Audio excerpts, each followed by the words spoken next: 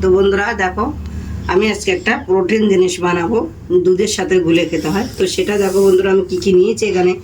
এখানে নিয়েছি আখরোট, আর এখানে নিচে কাঠবাদাম, আর এখানে নিচে কাজু, আর এখানে নিচে অল্প করে চিনি। তো এই 3 রকম উপকরণ আমি প্রথমে শূন্য খোলায় একটু গরম করে নেব, নিয়ে মিক্সিতে আমি পিষে তারপর আগে চিনির সাথে মিশাবো, চিনিটাও গুঁড়ো করে নেবো। নিয়ে আমি সব রকম একটা মিশিয়ে একটা প্রোটিন জিনিস তৈরি করে রেখে দেবো কুটোই করে। তো সবাই একটু করে দুধ দিয়ে মিলিয়ে খেয়ে নেবে প্রতিদিন। তো চলো বন্ধুরা, আমি কীভাবে করি এগুলো প্রথমে আমি একটু শুকনো কড়াই গরম করে নেব। তো কড়াইটা আমি গ্যাসের উপরে বসিয়ে দিয়েছি। প্রথমে আমি বাদামগুলো দিয়ে দিলাম।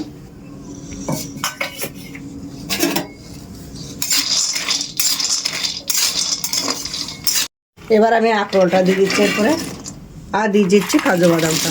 সবগুলো একসাথে ভালো করে গরম করে নেব।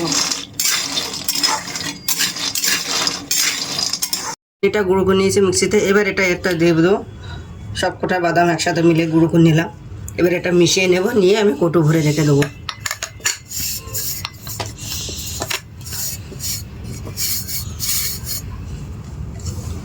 এবার এটা আমি মিলিয়ে দেবো।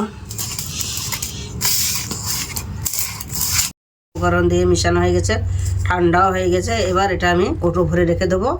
যখন মনে হবে তখন সবাইকে দুধ দিয়ে গলিয়ে দেবো, সবাই খাবে। তো